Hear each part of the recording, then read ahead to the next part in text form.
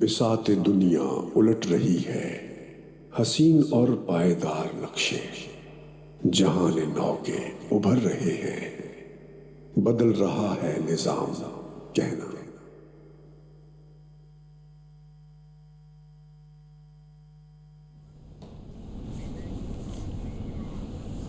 بسم اللہ الرحمن الرحیم۔ السلام علیکم ورحمۃ اللہ وبرکاتہ۔ ناظرین، ہم پروگرام عصر حاضر کے ساتھ ایک مرتبہ پھر آپ کی خدمت میں حاضر ہیں۔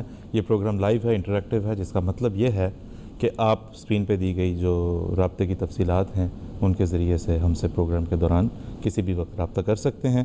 ہمارے پروگرام کے 3 سیگمنٹس ہوتے ہیں۔ آج کے پروگرام کا پہلا سیگمنٹ آج کی بات، جس میں ہم سوشل میڈیا کے معاشرے کے اوپر ہونے والے اثرات کے بارے میں بات کریں گے، اچھے اور برے دونوں پہ بات کریں گے۔ اس کے بعد ہم اپنے اگلے سیگمنٹ میں آج بات کریں گے جس میں علم و ادب جس کا نام ہے، جس میں ہم جماعت احمدیہ کے وسیع علمی اور ادبی خزانے میں سے کچھ نکال کر لاتے ہیں اور اس کے بارے میں مختصر بات کرتے ہیں۔ اس میں بھی آج ہم اسلام رسپانس ٹو کنٹمپریری ایشوز، جو حضرت خلیفۃ المسیح رابع رحمہ اللہ کی تصنیف ہے، جو آپ کا ایک لیکچر تھا، اس پہ بات ہوگی۔ آخری سیگمنٹ ضیاء خلافت، جس میں ہم دیکھیں گے سیدنا حضرت امیر المومنین ایدہ اللہ تعالیٰ بن نصر العزیز نے ابھی حالیہ جو خطبات میں سے ایک خطبے میں رمضان کے آغاز میں نبی کریم صلی اللہ علیہ وسلم پر درود بھیجنے کی تلقین فرمائی۔ پچھلے 11 سال میں جس طرح سے اسلام حملوں کا شکار رہا ہے مختلف طرز سے، حضرت امیر المومنین کی اس سلسلے میں کیا رہنمائی رہی ہے، کیا رد عمل رہا ہے، اس پہ بات ہوگی۔ ابھی ہم اپنے پہلے سیگمنٹ کا آغاز کرتے ہیں۔ ہمارا پہلا سیگمنٹ آج کی بات، جس میں ہم آج بات کر رہے ہیں سوشل میڈیا کے اثرات معاشرے کے اوپر، اور ہمارے ساتھ یہاں پہ اسٹوڈیوز میں تشریف رکھتے ہیں مقرر محترم ندیم احمد کرامت صاحب، جو کہ MT انٹرنیشنل کے ڈائریکٹر سوشل میڈیا ہیں۔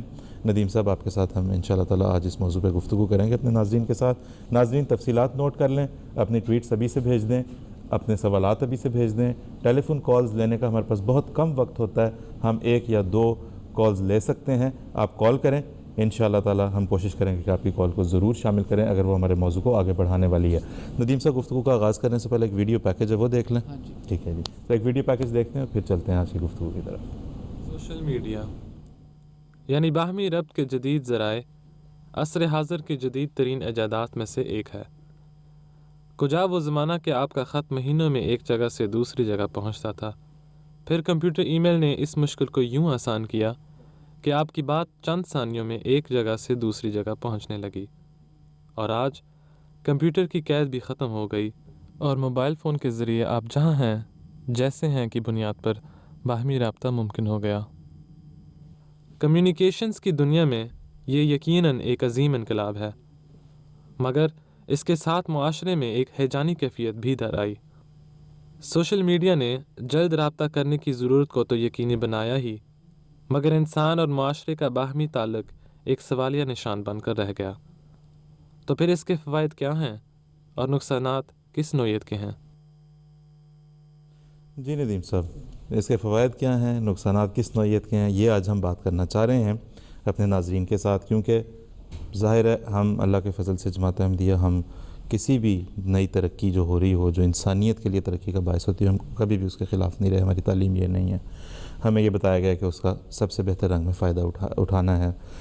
سوشل میڈیا کے فوائد پہ اگر ہم پہلے بات کر لیں، کیونکہ فوائد تو بہرحال ہیں، کمیونیکیشن میں ایک انقلاب برپا ہو گیا، ثانیوں میں بات ایک جگہ سے دوسری جگہ پہنچتی ہے۔ اگر آپ ہمیں بتا سکیں اس کے فوائد کس طرح سے رونما ہو رہے ہیں، کیسے لوگ اس سے استفادہ کر رہے ہیں؟ سوشل میڈیا کے جو فوائد ہیں ان میں سب سے زیادہ تو یہ جو وقت کی قید جو ختم ہو گئی ہے، وہ سب سے بڑا اس کا فائدہ ہے کہ آپ فوری طور پر اپنا پیغام، اپنی اطلاع یا جو بھی آپ لوگوں کو بتانا چاہتے ہیں وہ فوراً لوگوں تک پہنچ جاتی ہے۔ تو یہ سب سے بڑا اس کا فائدہ ہے، لوگوں سے رابطہ جو ہے وہ اس کے ذریعے بہت آسان ہو گیا ہے، تو اور لوگوں تک آپ کی پہنچ جو ہے وہ پہلے سے بہت بڑھ کر بہت آسانی سے ہو سکتی ہے۔ تو یہ ایک اس کا فائدہ ہے جو اس سے پہلے جو ہے ممکن نہیں تھا، اور اتنی تیز رفتاری کے ساتھ ممکن نہیں تھا۔ بڑی ویسے حیرت انگیز بات ہے، مطلب ہم جب دیکھتے ہیں کہ آپ ادھر کلک کرتے ہیں اپنے موبائل پہ یا جس ڈیوائس سے بھی آپ میسج بھیج رہے ہیں، ٹویٹ کر رہے ہیں، کچھ بھی کر رہے ہیں، اور ود ان سیکنڈز جو ہے وہ ہزاروں لوگوں تک پہنچ جاتی ہے۔ ادھر سے پھر آگے وہ جن لوگ ان کے کانٹیکٹس میں شامل ہوتے ہیں وہاں تک بات ہزاروں لوگوں تک پہنچ جاتی ہے۔ یوں ایک اچھی خبر، ایک اچھی بات یا ایک خبر بھی بڑے آرام سے اور بڑی سوئفٹلی، بڑی تیزی کے ساتھ جو ہے وہ ایک جگہ سے دوسری جگہ پہنچ جاتی ہے. لیکن اس کی دوسری سائڈ جو ہے جو کہ پریشان کن ہے، جس طرح ہم پروگرام کا نام عصر حاضر، ہم یہی کہتے ہیں کہ ہر جدید ترقی کے ساتھ اور جدید معاشرے میں جو کچھ چیزیں رونما ہوئی ہیں، فوائد بھی لے کے آئی ہیں، چیلنجز بھی لے کے آئی ہیں. سب سے بڑا چیلنج یہ ہے کہ معاشرے میں ایک ہیجانی کیفیت ہے، ایک عجیب قسم کی بھاگ دوڑ لگی ہوئی ہے. مثلاً آج آپ کسی کو ای میل بھیجتے ہیں تو بھیجتے ساتھ اس کو واٹس ایپ بھی کر دیتے ہیں کہ میں نے تمہیں ای میل بھیج دیے، چیک کر لو. اور اگر وہ 3 منٹ تک چیک نہیں کرتا اپنا واٹس ایپ بھی، تو آپ اس کو فون کر دیتے ہیں کہ یار تمہیں ای میل بھیجی تھی، ابھی تک جواب نہیں دیے، 4 منٹ ہو گئے. تو یہ جو ایک کیفیت ہے، یہ کیا ہے؟ یہ بالکل یہ کیونکہ ایک کوئی اس پہ کنٹرول نہیں ہے، بے محابہ، بے حجاب جو ہیں لوگ اسے استعمال کر رہے ہیں. تو اس کے لیے ضروری ہے ان چیزوں کے لیے اس وقت میں حضرت خلیفۃ المسیح خام سید اللہ تعالیٰ بنصر العزیز نے واضح ہدایات دی ہیں، اور اس کے فوائد کے اوپر بھی بات کی ہے، اس کے نقصانات کے اوپر بھی بات کی ہے. اور ان نقصانات کو اور ان چیزوں سے ہم ان کو اوپر نہ عمل کرتے ہوئے یہ جو ہے مسائل ہیں جو پیدا ہوتے ہیں. بالکل. اس میں ندیم صاحب ہم یہاں پہ اپنے ناظرین کو اگر بتاتے چلیں، جس طرح بھی ندیم صاحب نے بتایا ہے، حضرت امیر المومنین اید اللہ تعالیٰ بنصر العزیز نے سوشل میڈیا کے ایشو کے اوپر مختلف مواقع پہ اپنے خطبات میں بھی، اور بالخصوص جو نوجوانوں کے ساتھ کلاسز تھیں، کیونکہ ظاہر ہے نوجوان سب سے زیادہ چونکہ اس میں انوالوڈ کہنا چاہیے ہوتے ہیں ان معاملات میں، تو انہوں نے پوچھا بھی کہ حضور ہم کس حد تک استعمال کر سکتے ہیں، کیسے کر سکتے ہیں. بڑا حضور نے خوبصورت رنگ میں جو ایک درمیانی راستہ، جو ایک اسلامی راستہ ہے، وہ حضور نے بیان فرمایا ہے. مختلف مواقع پہ ہے. MT آن لائن 1 ہمارا جو یوٹیوب کا چینل ہے، وہاں پہ حضور کی کلاسز کی بھی موجود ہیں، اور حضور کے خطبات بھی الاسلام کی اس پہ بھی موجود ہیں، اور ہماری سوشل جو MT آن لائن 1 پہ بھی حضور کے خطبات کا آرکائیو موجود ہے. وہاں پہ جا کے سرچ کر کے دیکھ کے سنا جائے تو پتہ چلتا ہے کہ اس سے زیادہ بہترین رہنمائی کوئی اس وقت ہو نہیں سکتی. بالکل. کہ جہاں تک اس کے خیر کا پہلو ہے اس سے استفادہ کیا جائے، ہاں جہاں اس کے شر کا پہلو شروع ہوتا ہے اس سے جو ہے وہ وہاں جا کے رک جائے، اپنی حد کو پہچانا جائے. ہاں جی. اور بالکل وہ جو حضور کے تمام ارشادات ہیں، ان کا منبع اور جو جہاں سے حضور نے بیان فرمائی یہ چیزیں، وہ اس کو بیس حضور نے حضرت صلی اللہ علیہ وسلم اور قرآن کریم کی تعلیمات کے اوپر رکھ کر یہ چیزیں بیان کی ہیں. اور یہ ایک لحاظ سے جماعت کی سچائی کا ثبوت بھی ہے کہ ایک طرف تو یہ اتنا ہیجان انگیز اور اتنی ترقیات اور اتنی چیزیں پیدا ہو گئیں، اور دوسری طرف اس کی جو رہنمائی، جو روحانی طور پر جو رہنمائی تھی، اس کے لیے کوئی اللہ تعالیٰ نے انتظام نہیں تھا کرنا. تو وہ انتظام بھی اللہ تعالیٰ تو ہر چیز جانتا ہے. اور جب یہ چیزیں پیدا ہو رہی تھیں اور یہ اس زمانے میں اس طرح سے ترقی ہوئی ہے اور ذرائع ابلاغ کے اندر، تو حضرت مسیح علیہ السلام کو اللہ تعالیٰ نے بھیجا. اور اس کے بعد جیسے جیسے وہ بڑھتا جا رہا ہے سلسلہ، ویسے ویسے خلفاء جو ہیں اس اپنے اپنے دور میں ہماری رہنمائی کے لیے موجود ہیں. اور یہی سب سے بڑا جو ہے فائدہ ہے ہمارا کہ وہ، اور اس چیز کو اگر دنیا پہچان لے تو پھر اس سب چیزوں سے بچ سکتی ہے. جیسے کہ آپ نے کہا کہ وہ ایک میانہ روی کا جو اسلامی تصور ہے اس کے ذریعے، اور یہ رہنمائی جو ہے ہمیں خلیفہ وقت سے ہی حاصل ہو رہی ہے تھرو آؤٹ. بالکل. تو بہت شکریہ ندیم کرام صاحب. اچھا، اب اس کا یہ کہ جو ابھی ہم بات کر رہے تھے کہ معاشرے پہ اس کا ایک بڑا گہرا اثر ہو رہا ہے. بظاہر تو انسان خوش ہوتا ہے، بتاتا ہے کہ جی میرے پاس، میں نے وائبر بھی ڈاؤن لوڈ کیا ہوا ہے، میرے پاس واٹس ایپ بھی ہے، میرے پاس انسٹاگرام بھی ہے، میرے پاس ٹیلی گرام بھی ہے، میرے پاس دنیا کی اس وقت تمام ایسی اپلیکیشنز جو کمیونیکیشن کو ممکن بناتی وہ ہیں. لیکن کیا انسان اس بات کو سمجھ رہا ہے کہ یہ کتنا غیر ضروری طور پہ اس کو اوور آکیوپائی کر رہی ہیں یہ ساری چیزیں؟ اس کو ایک ایسی مصروفیت دے دی ہے جو شاید ضروری نہیں تھی. ویسے بالکل ایسا ہی ہے. ایک چیز تو یہ ہے کہ اگر ہم مطلب اس کے بات کریں کہ یہ چیزیں ضروری نہیں ہیں، لیکن ایک چیز یہ کہ اسلام سوشل ہونے کے خلاف نہیں ہے. اسلام جو ہے وہ سب سے زیادہ کسی بھی مذہب میں اگر آپ دیکھیں اس کی اہمیت کو پر زور دیتا ہے. مثلا نماز باجماعت کے اوپر زور دیتا ہے. پھر اس کے بعد جو آپ کے جمعہ کا خطبہ ہوتا ہے اس میں اور بڑے اجتماع پہ زور دیتا ہے. پھر اس کے کہ آپ ایک جامع مسجد میں جائیں, پہ عیدین کے اجتماعات ہیں.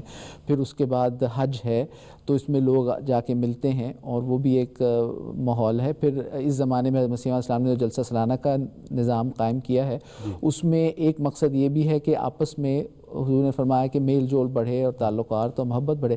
تو سوشل ہونے کے خلاف نہیں ہے, لیکن وہ جو حسین السلام کا شعر بھی ہے نا کہ حضور نے فرمایا کہ دیکھ لو میل و محبت میں عجب تاثیر ہے. ایک دل کرتا ہے جھک کر دوسرے دل کو شکار. تو وہ تو ہے, اس کی تو اہمیت سے انکار نہیں, بالکل خلاف نہیں ہے.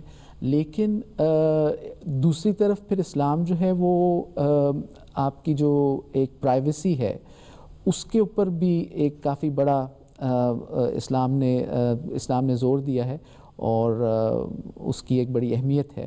تو اس اصول کو اگر آپ توڑ دیتے ہیں اور اپنی پرائیویسی کو جو ہے آپ آشکار کرتے ہیں, ایک حدیث بھی ہے کہ جو گناہ جو رات کی تاریکی میں جن کو اللہ تعالیٰ ڈھانک لیتا ہے اس کو آپ دنیا کے سامنے جو ہے بیان کرتے ہیں, نہ کریں, اور اس سے ایک معاشرے میں خرابی کا وہ باعث پیدا بن جاتا ہے. تو یہ جو سوشل میڈیا ہے یہ معاشرے میں جو ہے اس طرح سے خرابیاں پیدا کر رہا ہے کہ لوگ جو ہیں وہ ہر طرح کی اپنی اچھائی برائی جو ہے وہ بیان کر رہے ہیں لوگوں کے سامنے, اور وہ اس اصول کے خلاف ہے. اور اسی وجہ سے خلیفۃ المسیح خامس نے اس کو منع فرمایا ہے کہ جو چیزیں جو اسلامی تعلیمات کے خلاف ہیں وہ نہیں کرنی چاہیے. تو اس طرح غیبت ہے, تجسس ہے, وہ سب پیدا ہو جاتا ہے. پھر خود نمائی ہے جو ایک پیدا ہو جاتی ہے. حضرت مسیح علیہ السلام نے فرمایا کہ یارو خودی سے باز بھی آؤ گے یا نہیں, خود اپنی پاک صاف بناؤ گے یا نہیں. تو ایک جو یہ ہے ایک وہ جو ایک منفی ایک رجحان پیدا کر دیتا ہے, ایک false sense of self importance جو ہے وہ سوشل میڈیا پیدا کر رہا ہے لوگوں کے اندر, کہ آپ کوئی اپنی بات کہیں, آپ اپنی تصاویر ڈالیں, آپ اپنی کوئی شعر ڈالیں. ایک عجیب کیفیت ہے نا کہ انسان اٹھتا بیٹھتا بتا رہا ہے, جسٹ ووکن اپ, ابھی اٹھا ہوں, اب ناشتہ کر رہا ہوں, یہ میرے ناشتہ کی تصویر ہے, ہاں جی, اب یہ کیا, اب شاور لیا, اب میں کام پہ جانے کے لیے تیار ہوں, آج میں نے یہ ٹائی پہنی ہے. عجیب و غریب ایک کیفیت ہے. نفسیاتی طور پہ انسان کے اوپر بڑے سے گہرے اثرات مترتب ہو رہے ہیں. پاکستان کی ایک معروف ماہر نفسیات ہیں ڈاکٹر عالیہ آفتاب, مختلف ٹیلی ویژن چینلز پہ ان کو دیکھا بھی جاتا ہے, آتی ہیں, بات کرتی ہیں, اچھا تجزیہ کرتی ہیں, لاہور میں ہوتی ہیں, وہاں پریکٹس ہے ان کی. تو ہم نے جڈاکٹر عالیہ آفتاب سے بات کی کہ ایک نفسیاتی نقطہ نظر سے بتائیں کیا ہو رہا ہے انسان, کس کیفیت سے گزر رہا ہے انسان ان ساری چیزوں کے موجودگی میں. تو آئیں سنتے ہیں ڈاکٹر عالیہ آفتاب صاحبہ کا انٹرویو, پھر ہم اپنی گفتگو کی طرف واپس آتے ہیں. جی, ایز اے سائیکالوجسٹ اگر میں دیکھوں تو آج کل آپ دیکھیں تو بہت سارے لوگ, اسپیشلی ہماری جو یوتھ ہے وہ بہت ہوکڈ آن ہے سوشل میڈیا کے اوپر. اور سوشل میڈیا میں فیس بک آ جاتا ہے, ٹویٹر آ جاتا ہے, لنکڈ ان آ جاتا ہے اور یوٹیوب آ جاتا ہے. اس چیز سے بہت ہے وہ پروفائل اپنی اپلوڈ, جو کہ ایک اچھی چیز بھی ہے. بہت سارے لوگ اپنا بزنس بھی اس کے اوپر کر رہے ہیں, خاص طور پہ فیس بک اور ٹویٹر کے اوپر, اور ان کو بہت سارے پروفٹس بھی ہو رہے ہیں اس کے اوپر. ان کا پروفائل بھی بڑھا ہے. یہاں پہ پاکستان سے بیٹھے لنڈن, امریکہ, ساروں سے آرڈرز بھی پلیس ہو رہے ہیں.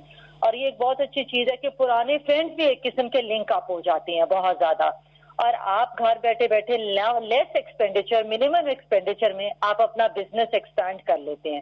تو اگر دیکھا جائے تو اس کے فائدے بھی بہت ہیں. اور اگر آپ اس کے تھوڑے ڈس ایڈوانٹیجز دیکھیں تو یوتھ جو ہے وہ آؤٹ ڈور ایکٹیویٹی سے بالکل ہٹ گئی ہے. اور جب یوتھ آؤٹ ڈور ایکٹیویٹی سے ہٹ گئی ہے تو ان کو ایک ایڈکشن ہو گئی ہے سوشل میڈیا کی. وہ یوٹیوب پہ گانے دیکھتے ہیں, یوٹیوب پہ چیزیں دیکھتے ہیں, اور ٹی وی کی جگہ وہ یوٹیوب پہ بیٹھ جاتے ہیں اور دوسری ایکسٹرا کلچر ایکٹیویٹیز بھی چھوڑ دیتے ہیں, جس کی وجہ سے ان کی میموری پہ بہت زیادہ اثر ہوتا ہے, ان کی کانسنٹریشن پہ بہت زیادہ ہوتا ہے. اور کیونکہ فنگرز بہت یوز ہوتی ہے تو مسل ویکنس بھی ڈیولپ ہو جاتی ہے. ایک تو دوسری چیز یہ ہے کہ اگر آپ دیکھیں تو اسکیمز بہت ہو رہے ہیں, اسپیشلی فیس بک کے اوپر. لوگ کیا کرتے ہیں کہ ہیک کر لیتے ہیں کمپیوٹر کو, اور آپ کی پروفائل کا پاس ورڈ, یوزر, اور وہ ساری جو فوٹوگرافس ہیں, فوٹوگرافس کو وہ اڈوب فوٹو شاپ پہ یوز کر کے اسپیشلی فیمیلز کی جو ہوتی ہیں وہ اپلوڈ کر دیتے ہیں. نیگیٹو یعنی آرٹیفیشل پروفائلز بن جاتی ہیں لوگوں کی. اس سے کمپنیز کو بھی اگر آپ دیکھیں تو بہت سائیکولوجیکل بیریئر ہو رہا ہے. لوگ ٹویٹر پہ اپنا ایک ٹویٹ کر دیتے ہیں, اپنا ایک آئیڈیا جو ہے, اور پھر اس کی فالو اپ اور اس ساری چیزوں کے لیے لگ جاتے ہیں, اور ان کی جو پرفارمنس ہے وہ رہ جاتی ہے وہاں پہ. تو آج کل لوگوں نے بہت اسٹرکٹ رول بھی بنایا ہوا ہے لیکن اس کی امپلیمنٹیشن بہت مشکل ہو رہی ہے. تو دیکھا جائے تو ہم یہ نہیں کہہ سکتے کہ جی ایڈوانٹیجز زیادہ ہیں اور ڈس ایڈوانٹیجز کم ہیں. ہمیں نے اس کو بیلنس آؤٹ کرنا ہے کہ جی آپ اس کو پازیٹیو طریقے سے یوز کریں, اپنی پرائیویسی کو کریں. ایک ٹائم ماں باپ کو سیٹل کرنا چاہیے تاکہ بچوں کا جو سائیکولوجیکل بیریئر ہے, سائیکولوجیکل گروتھ ہے, وہ نہ رکے اس چیز کے اوپر, اور ان کی فلٹریشن پروسیس جو ہے وہ بھی ٹھیک رہے. ہم لوگ یہ بھول جاتے ہیں اور ہم اس سے بہت زیادہ انڈلج ہو جاتے ہیں, اور پاکستان میں یہ بڑھتا جا رہا ہے آہستہ آہستہ. آپ دیکھیں تو لوگوں نے ایکٹیویٹی چھوڑ دی ہے, وڈران ہو گئے ہیں بہت زیادہ, کیونکہ وہ ہر وقت اپنی فیس بک پروفائل اپلوڈ, کوئی پرسنل چیز نہیں رہی ہے جی. اس کو بجائے پازیٹیو میں نیگیٹو میں زیادہ یوز کر رہے ہیں لوگ. یہ تھے جی ڈاکٹر عالیہ آفتاب صاحبہ کی ہم نے گفتگو سنی. بڑے اچھے طریقے سے انہوں نے پازیٹیو نیگیٹو دونوں باتوں کو یہاں پہ بیان کر دیا. ہم اپنے ناظرین سے یہاں پہ درخواست کرتے چلیں گے, جس طرح بھی بات ہوئی حضرت امیر المومنین اید اللہ تعالیٰ بن نصر العزیز کی طرف سے آنے والی اس سلسلے میں رہنمائی کو دوبارہ سنیں, ان خطبات کو, ان کلاسوں کو جہاں پہ یہ موجود ہیں انہیں دوبارہ سننے کی ضرورت ہے. ہمیں زیادہ ذمہ دارانہ طور پہ خود بھی ان آسائشوں کا, ان سہولیات کا استعمال کرنا ہوگا. اور آگے جب ہم بچوں کی تربیت کی بات کرتے تھے ایک زمانے میں, تو اس میں ہوتا تھا بچوں کے اٹھنے بیٹھنے کے آداب, بچوں کے بولنے چالنے کے آداب, بچوں کے باہر جانے اندر آنے کے آداب, پڑھنے لکھنے کے آداب. ہمیں یہ ریئلائز کرنا ہوگا, ہمیں یہ ماننا اور تسلیم کرنا ہوگا کہ آج ہماری ذمہ داریاں بڑھ گئی ہیں. آج ہمیں انہیں بتانا پڑتا ہے کہ کمپیوٹر کا کس حد تک کیا استعمال کرنا ہے, انٹرنیٹ کو استعمال کرنے کے اوقات کیا ہیں, وجوہات کیا ہیں, اور کون سی ضرورت ہے جس کے تحت اس اہم ایجاد کو دنیا کی استعمال کرنا ہے. موبائل فون کے استعمال پہ بھی انہیں بتانا ہوگا. اس چیز پہ فخر, ندیم صاحب نے سنا ہوگا, لوگ بڑے فخر سے بتا رہے ہوتے ہیں کہ یہ ایتے ہر ٹائم موبائل دے نال ہی لگا, کھانا کھاندے ہیں, یہ کوئی فخر کی بات نہیں ہے. وہ ڈسٹربڈ ہے, وہ اور ڈسٹربڈ ہو جائے گا. وہ دنیا کی کسی چیز پہ فوکس کرنے کے قابل نہیں رہے گا, نہ کھانے پہ نہ موبائل پہ. اور جن لوگوں کے ساتھ وہ محو گفتگو ہر وقت ہے, اتنا کہ وہ کھانا نہیں کھا سکتا, اتنا کہ وہ سو نہیں سکتا, یہ یقیناً ایک معذوری ہے. اس معذوری سے ہمیں اسی طرح ڈرنا ہوگا, کیوں ندیم صاحب, جس طرح باقی اگر ایک آپ کے ہمارے بچے کو کوئی مجبوری, کوئی معذوری لاحق ہو رہی ہو, کسی قسم کی جسمانی عارضہ لاحق ہو رہا ہو, کوئی ذہنی عارضہ لاحق ہو رہا ہو, ہم پریشان ہوتے ہیں. اس پہ کیسے ہم خوش ہوتے ہیں؟ بالکل خوش نہیں ہو سکتے, کیونکہ یہ نہ صرف یہ کہ جیسے یہ عالیہ آفتاب صاحبہ نے بھی فرمایا, یہ ایک سائیکولوجیکل جو ہے وہ بوجھ جو ہے وہ ڈال دیتا ہے ایک پورے, نہ صرف یہ کہ ذہنی بلکہ جسمانی ترقیات جو ہیں انسان کی وہ رک جاتی ہیں, باہر جانے آنے سے وہ معذور ہو جاتا ہے بندہ. تو اس لیے وہ بہت ضروری ہے. اس میں خوشی کی تو کوئی بات ہی نہیں ہے خوش ہونے کی, لیکن یہ بھی ہے کہ وہ ضروری بھی ہے بعض وقتوں میں. بعض جو رابطے کی ایک ذرائع مہیا ہیں ان کے ذریعے اسکولوں کے کام کے حوالے سے اور کالجوں کے, یونیورسٹیز کے, اور پھر بعد میں جو اپنے بزنس وغیرہ کے حوالے سے بھی یہ ضروری ہے. لیکن ہر چیز کا ایک وقت ہوتا ہے. جیسے کہ آپ عام دنیا میں جو معاملات کرتے ہیں, ہر وقت آپ دوستوں کے ساتھ نہیں بیٹھے رہتے, یا ہر وقت آپ کوئی بھی کام جو ہے اس کا ایک وقت کے مطابق دوستوں کو نہیں بلائی رکھتے. بالکل. لیکن اس کے ذریعے سے آپ کے تمام دوست ہر وقت آپ کے ساتھ ہیں. تو پھر اس کا مطلب یہ ہے کہ ہمیں خود طے کرنا ہوگا کہ یہ تمام کے تمام کانٹیکٹس جو ہمارے موبائل فونز میں آج ہم اپنے ساتھ اٹھائی پھر رہے ہیں, جو ہم کسی بھی وقت اپنے گھر میں جنہیں داخل کر سکتے ہیں, ہمیں کوئی وقت مقرر کرنا ہوگا. ایسا ہی ہوگا نا؟ بالکل یہی بات ہے کہ اس کے اوقات مقرر کرنے ہوں گے اور نگرانی کرنی ہوگی. جو بڑے ہیں ان کو اپنے بچوں کی, اپنے چھوٹوں کی, کہ وہ کس طرف جا رہے ہیں اور کیا وہ دیکھ رہے ہیں اور کیا استعمال کر رہے ہیں. کیونکہ جیسے کہ آپ نے صحیح فرمایا کہ جیسے کہ دوسری چیزوں کی نگرانی ہے, دوسری چیزوں کی تربیت ہے, یہ بھی ایک تربیت میں شامل ہے کہ دوسری ایکٹیویٹیز, دوسری جو چیزیں ہیں ان میں بھی وہ شمولیت اختیار کریں. اور اسلام تو اس کا بہت ایک پورا پروگرام دیتا ہے, آپ کو سکھاتا ہے وقت کی پابندی. 5 وقت آپ نماز کے لیے جاتے ہیں, اٹھتے ہیں, آپ منہ ہاتھ دھوتے ہیں, آپ دوسری چیزوں سے ہٹ کر پھر اللہ تعالیٰ کے آگے حاضر ہوتے ہیں. اور اسی طرح مختلف اسلام نے جو آپ کو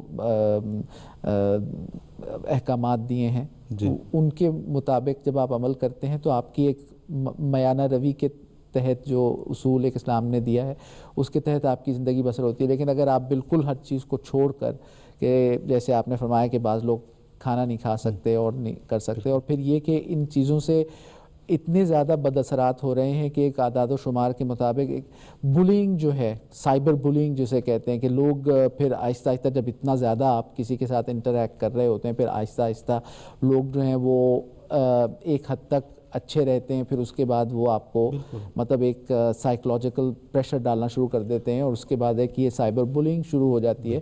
اور اس کے نتیجے میں ایک اعداد و شمار کے مطابق 4,500 افراد دنیا میں ہر سال خودکشی کر لیتے ہیں. تو یہ ایک اتنا سیریس معاملہ ہے.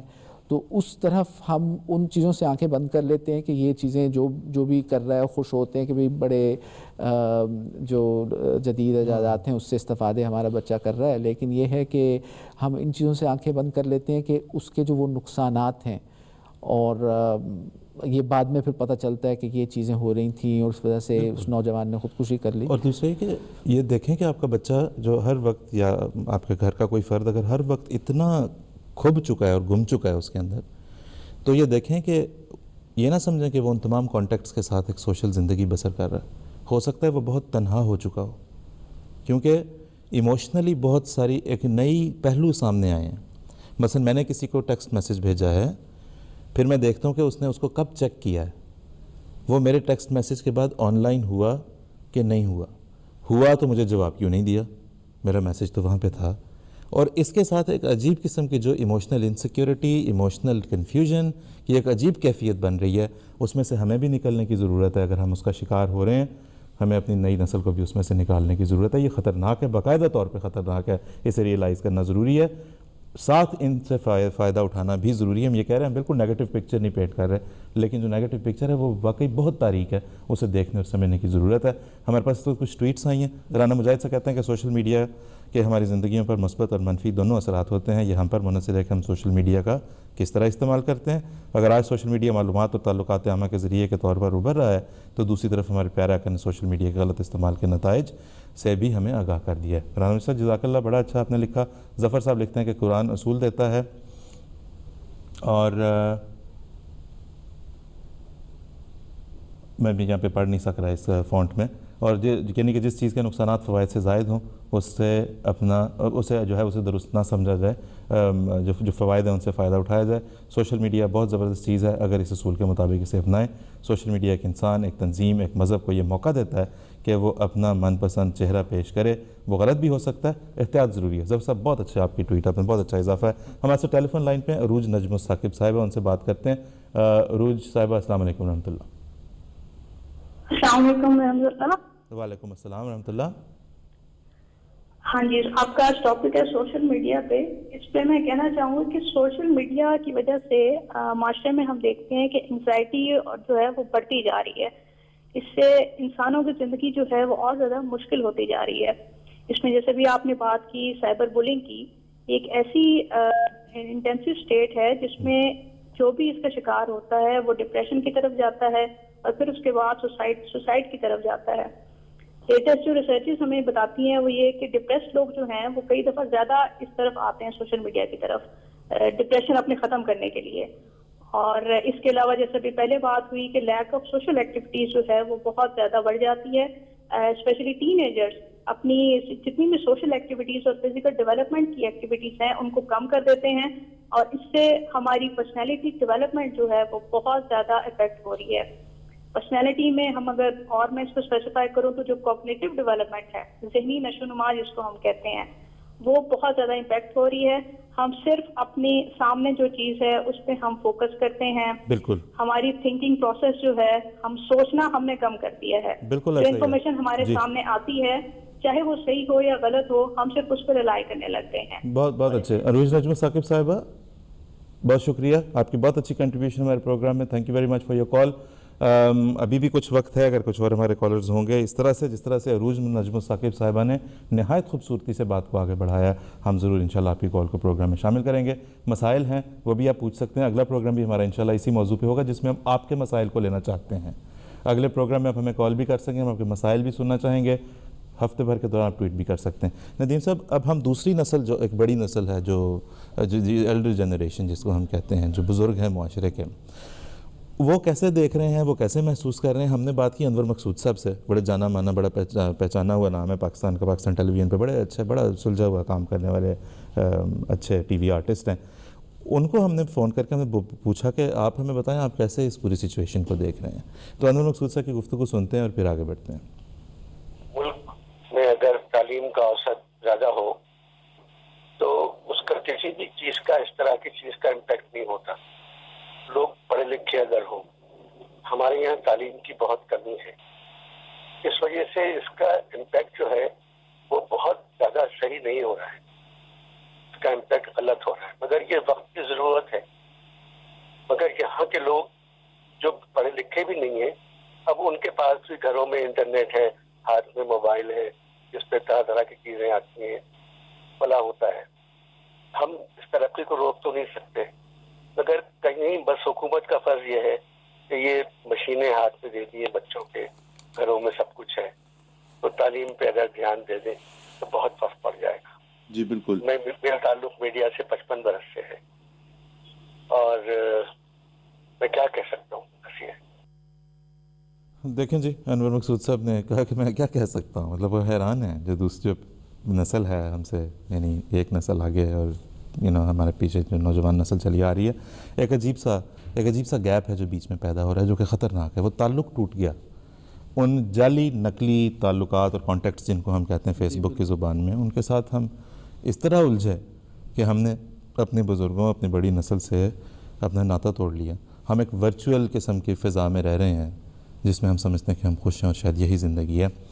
جو جزاک اللہ جی کنٹرول روم نے نسبتاً بہتر فونٹ میں لکھ کے دیے یہاں پہ، کہ جو قرآن کریم کی آیت تھی کہ وَإِسْمُهُمَا أَكْبَرُ مِن نَفْعِهِمَا، یعنی جب نقصانات جو ہیں وہ فوائد سے بڑھے ہوئے ہوں تو ایسے میں اسے بچنے کی ضرورت ہے ہر ایسی چیز سے۔ کچھ اور ٹویٹس ندیم صاحب آئی ہیں، میں پڑھ لوں پھر ہم آگے چلتے ہیں۔ انہوں نے کہا کہ احمدیوں کو، میں ترجمہ کر کے پڑھ رہا ہوں، انگلش میں لکھی ہوئی ہے، کہ احمدیوں کو جو ہے وہ بھیڑ چال میں نہیں آنا چاہیے سوشل میڈیا کے معاملے میں، بلکہ انہیں خود تحقیق کر کے معاملات کو سمجھ کے پھر اس کے مطابق اس کو استعمال کرنا چاہیے۔ سوشل میڈیا کے بہت سارے فوائد ہیں، مثلاً حق کی بات کو پھیلانا، دین حق کی طرف بلانا، اور دوسری کمیونیکیشن عام زندگی کی۔ ہاویور احمدی مسلمانوں کے پاس ایک خلیفہ ہے جو ان کے لیے سب سے بڑا رہنما اور ہادی ہے۔ اس کے بعد الزبتھ روز کہتی ہیں کہ and ignites my passion for Ahmadiyyat daily, وہ کہتی ہیں کہ جی میری جو ٹائم لائن ہے وہ میرے روزانہ، یعنی کہ ان کے جس بھی سوشل میڈیا کی وہ بات کر رہی ہیں، it restores my faith in human nature and ignites my passion for Ahmadiyyat daily, فائدہ اٹھا رہی ہیں۔ ان کی ٹویٹ ہم نے پہلے پروگرام سے پہلے بھی پڑھی تھی، یہ کرسچن ہیں جو بعد میں احمدی ہوئی ہیں۔ رضا الحق صاحب کی بہت ساری ٹویٹس ہیں، بڑی لمبی ٹویٹس ہیں، لیکن انہوں نے بھی یہی بات کی ہے کہ ہمیں ذمہ داری کا مظاہرہ کرنا ہوگا۔ ندیم صاحب، اس سے پہلے ہمارے یہ بالکل اس سیگمنٹ کا وقت ختم ہونے والا ہے، ہم انور مقصود صاحب سے بھی ہم نے بات کی ہوئی ہے۔ ایک اور بات ہم نے ان سے پوچھا تھا پھر آپ اس کو کیسے دیکھ رہے ہیں کہ جو فوائد یا نقصانات اس کے ہیں، کہ آپ سمجھتے ہیں کہ تعلیم اس کا حل ہے؟ تو انہوں نے جو بات کی ایک دفعہ وہ سن لیتے ہیں اور پھر ہم اپنے اس سیگمنٹ کو کلوز کریں گے۔ مطلب میں کسی چیز کی ترقی، کسی چیز کی ٹیکنیکل جو ایجاد نئی چیزیں آ رہی ہیں وہ بری بات نہیں ہے، وہ تو آتی رہیں گی۔ ایک فون آتا ہے، ایک مہینے بعد وہی کمپنی دوسرا فون نکال دیتی ہے، ایک ہفتے بعد دوسری کمپنی اس سے بڑا فون نکال رہی ہے۔ تو اب یہاں میرا ملک تو ایسا ہے کہ جہاں خواہشات نے ہی اس ملک کو ختم کر دیا ہے۔ اگر ڈیمانڈس نہ ہو لوگوں کی تو لوگ بڑے سکون اور چین سے رہ سکتے ہیں۔ یہ تباہی آتی ہے جب خواہشیں بڑھیں، تو مگر اس چیز کو آپ روک نہیں سکتے، یہ اور بڑھے گی۔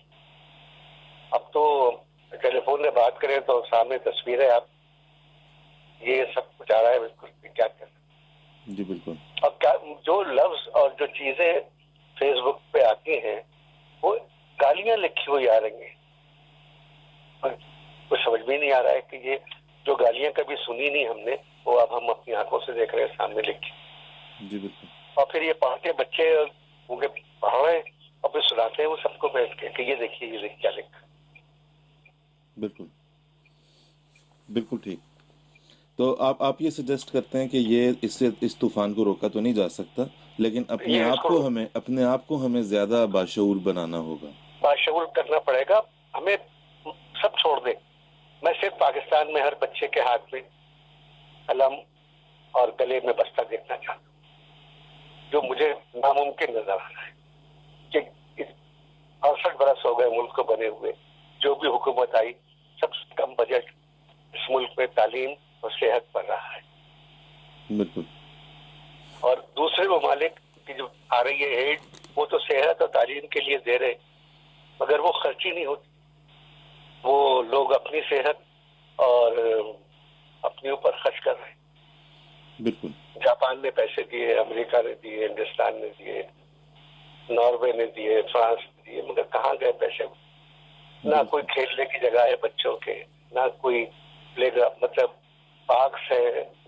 ایک عجیب سلسلہ بن گیا ہے. پارکس کی جگہ یہاں بلڈنگز کھڑی ہو گئی ہیں، پانی بھی نہیں ہے، لائٹ بھی نہیں ہے، 8 منزلہ بلڈنگ، لفٹ نہیں ہے جن میں. وہ بوڑھے جو بیچارے پہلی منزل پہ چڑھتے ہیں اور 5ویں پہ مر جاتے ہیں. تو کیا فائدہ ان اونچی عمارتوں کا؟ بالکل درست بات. بالکل درست. بہت اچھا جی. یہ تھے جناب انور مقصود صاحب کی بات ہم نے سنی. ناظرین، ہمارا اس سیگمنٹ کا وقت اس وقت ختم ہو رہا ہے. ختم کرنے سے پہلے عمران عامر صاحب والسول UK سے لکھتے ہیں اپنا ٹویٹ انہوں نے جو بھیجا، بڑی اچھی بات لکھی. وہ کہتے ہیں کہ ایک ڈاکٹر جس چھری سے کسی مریض کا آپریشن کر کے اس کے شفا کا انتظام کرتا ہے، اس کی تکلیف سے نجات کا انتظام کرتا ہے، اسی چھری سے ایک قاتل کسی کی جان بھی لیتا ہے. بہت اچھی بات لکھی عمران عامر صاحب آپ نے. یہی ہم بات اپنے پروگرام میں آج اس سیگمنٹ میں کرتے رہے. ندیم صاحب، آپ کا بہت شکریہ کہ آپ تشریف لائے. ہم انشاءاللہ تعالی ناظرین اگلے پروگرام میں بھی آج کی بات میں ہم سوشل میڈیا کے ٹاپک کو جاری رکھیں گے. ہم آپ کی بات سننا چاہتے ہیں. آپ آج ابھی اس وقت فون کر کے اپنے ٹیلی فون نمبرز نوٹ کروائیں. اگر آپ چاہتے ہیں، کوئی مسئلہ ہے، کوئی بات ہے جو آپ کرنا چاہتے ہیں، ہم انشاءاللہ اگلے پروگرام میں آپ کی کالز کو کوشش کریں گے. زیادہ ٹائم رکھیں کالز کو شامل کرنے کا. ابھی ہمارے آج کے سیگمنٹ کا ختم ہوا. ندیم صاحب جزاک اللہ. اب ہم اگلے اپنے سیگمنٹ کی طرف بڑھیں گے جس کا نام ہے علم و ادب. اور علم و ادب میں جس طرح سے کہ ہم نے گزارش کر رکھی ہے، اس میں ہم دیکھتے ہیں جماعت احمدیہ کے علمی ادبی خزانے میں سے کچھ ہم لے کے آتے ہیں اور آپ کی خدمت میں پیش کرتے ہیں. تو آئیے پہلے ایک دیکھتے ہیں ایک ویڈیو پیکج اور پھر اس کے بعد انشاءاللہ اس سیگمنٹ میں چلیں گے. 1989 میں جماعت احمدیہ کی 100 سالہ جوبلی منائی گئی. اس تقریب کے موقع پر 24 فروری 1990 کو لندن کے کوئین الزبتھ کانفرنس سینٹر میں اسلام اور عصر حاضر کے مسائل کا حل کے موضوع پر امام جماعت احمدیہ حضرت مرزا طاہر احمد رحمہ اللہ تعالی نے انگریزی زبان میں ایک تقریر فرمائی. اس تقریر کو سننے کے لیے دانشور طبقوں سے تعلق رکھنے والے 800 معزز مہمان تشریف لائے. ان میں سیاستدان، صحافی، پروفیسر صاحبان، اساتذہ کرام، مذہبی علوم کے ماہرین، عربی دان اور دیگر شعبہ زندگی سے تعلق رکھنے والے معزز خواتین و حضرات شامل تھے. اس لیکچر میں حضور نے عصر حاضر کے بڑے مسائل کے اسلامی حل کی نشاندہی فرمائی. The question is how a religion can claim international, universal, global, and yet not cause frictions. No religion with a universal message in effect and global ambition to unite humankind under one flag can even momentarily entertain the idea of employing force to spread its message. Swords can win territories, but not hearts. Force can bend heads, but not minds. So also Islam does not permit the use of this instrument that is force for the spread of its message. It declares La ikraha fi din. There is no coercion in matters of religion whatsoever. قَدْ تَبَيَّنَ الرُّشْدُ مِنَ الْغَيِّ. The righteousness has emerged as distinct from the wrong. So there is no need for any coercion, leave it to the people, leave it to the human beings to decide where the truth belongs. یہ خطاب اسلام's response to contemporary issues کے نام سے 1992 میں انگریزی میں شائع ہو چکا ہے اور اب اس کا اردو ترجمہ بھی منظر عام پر آ چکا ہے۔ جی ناظرین، ہمارے پروگرام کا دوسرا سیگمنٹ علم و ادب، جس میں ہم آج بات کر رہے ہیں اسلام's response to contemporary issues، حضرت خلیفۃ المسیح الرابع رحمہ اللہ کی معرکۃ الآراء تصنیف، جس کے اوپر آج ہم بات کریں گے۔ یہاں پہ اس سیگمنٹ میں ہمارے ساتھ گفتگو کرنے کے لیے مکرم محترم نصیر احمد قمر صاحب، ایڈیشنل وکیل الاشاعت تشریف رکھتے ہیں۔ نصیر قمر صاحب خوش آمدید، السلام علیکم ورحمۃ اللہ۔ نصیر قمر صاحب، بڑی اچھی بڑی عظیم معرکۃ الآراء تصنیف، بیک گراؤنڈ کیا تھا؟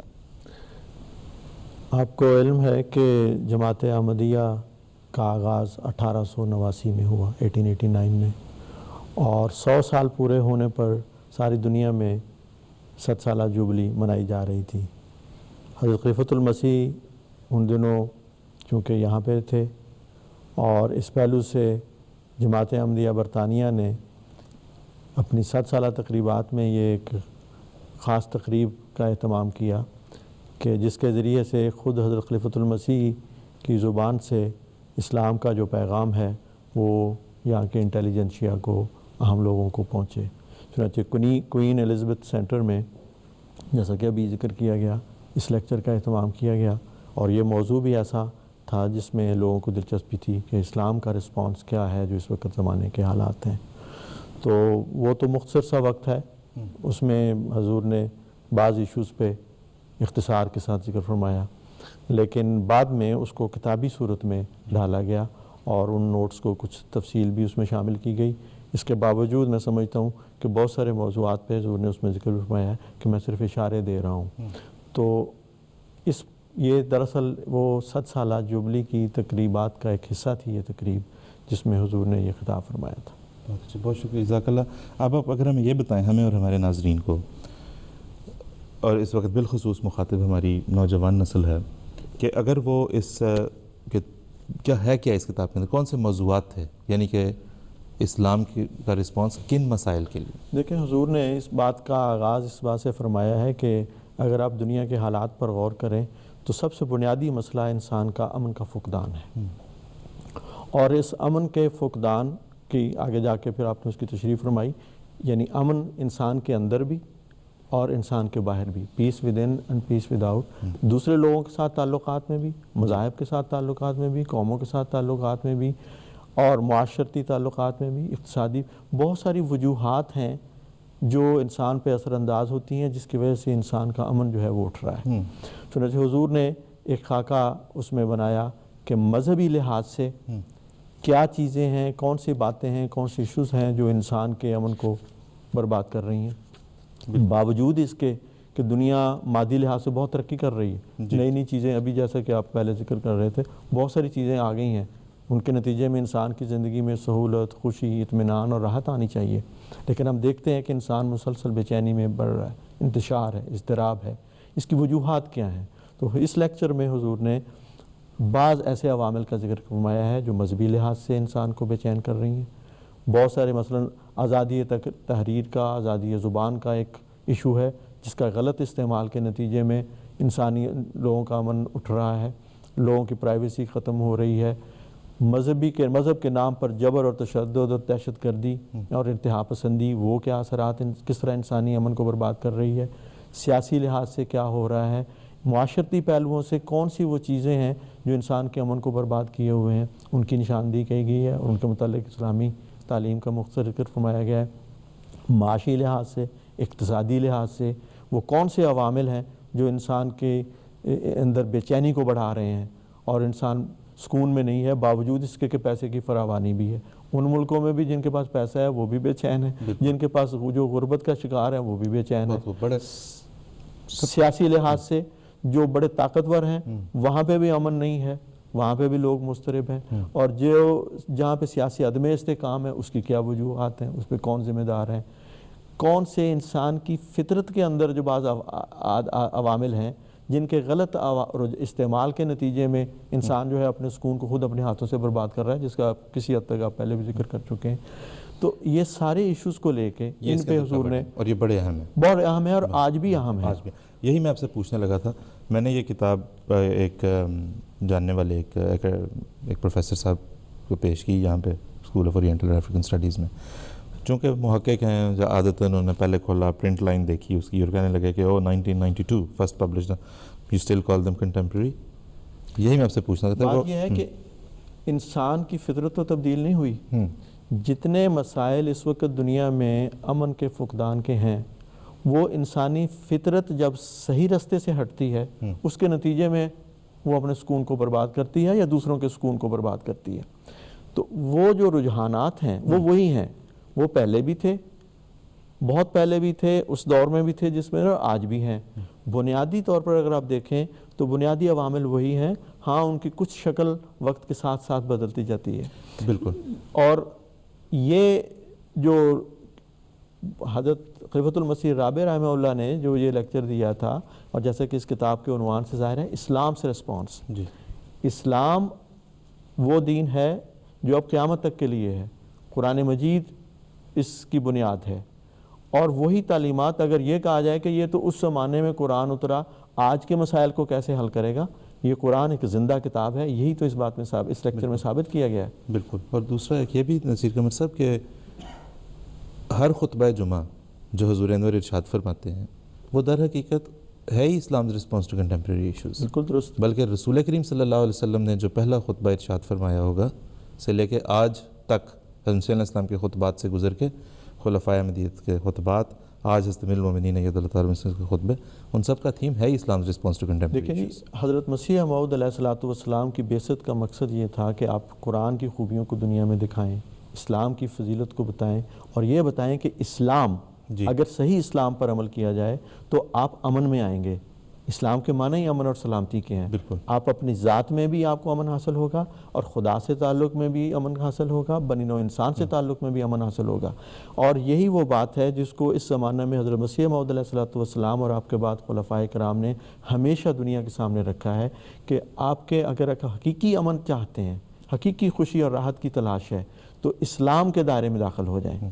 پورے طور پر جتنا آپ اسلام کے دائرے میں داخل ہوں گے اتنا آپ کو امن اور راحت اور سکون ملتا چلا جائے گا. حضرت خلیفۃ المسیح ثانی, حضرت خلیفۃ ثالث, خلیفۃ الاول, ثالث, رابع, اور اس زمانے میں پھر حضرت خلیفۃ المسیح خامس سید اللہ تعالیٰ, یہی تو مہم ہے جو انجام دے رہے ہیں. وہی ایشوز ہیں. اب آپ دیکھ لیجئے, آپ نے ذکر کیا کہ اس دور کا, اب جو مسائل وہاں تھے وہ مسائل آج بھی ہیں.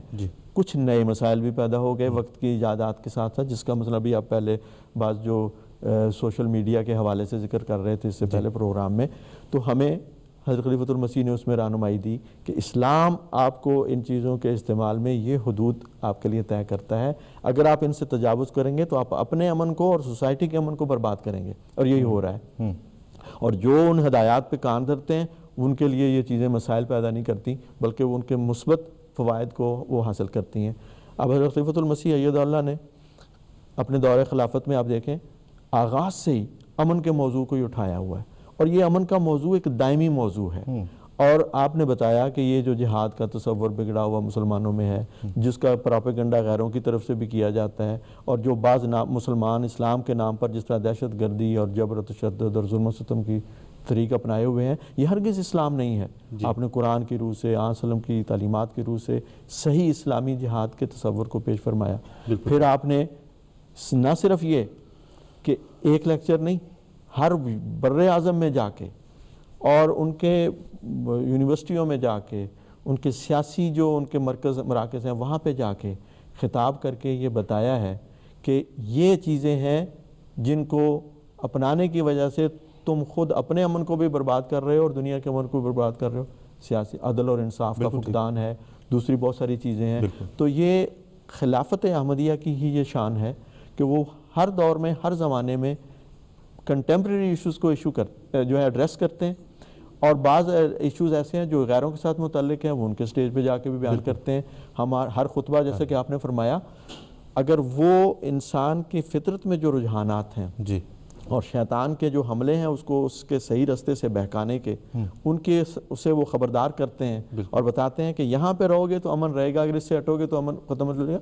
بنیادی باتیں, حسد ہے, غیبت ہے, چغلی ہے, اور بہت ساری ایسی جو خرابیاں ہیں جو اخلاقی جنہیں ہم مورل خرابیاں کہہ دیتے ہیں وہ بھی تو سوسائٹی میں پریشانیاں پیدا کرتی ہیں. بالکل ٹھیک. بہت شکریہ نصیر خان صاحب, جزاک اللہ. آپ تشریف لائے, اپنے کتاب کا تعارف کرایا, لیکن ظاہر ہے کتاب کا تعارف نہیں حاصل ہو سکتا جب تک ہم اس کتاب کو خود پڑھیں نا. اب تو یہ آن لائن بھی موجود ہے السنا پر. جی, یہ آن لائن بھی موجود ہے, اور صرف اردو اور انگریزی میں نہیں, بہت ساری بڑی زبانوں میں اس کے تراجم ہو چکے ہوئے ہیں. اسپینش میں ہو چکا ہے, فرینچ میں ہو چکا ہے, عربی میں ہو چکا ہے, اور یہ سب زبانوں میں یہ کتابیں جماعت کی ویب سائٹس پر اویلیبل ہیں. جرمن میں ہو چکا ہے.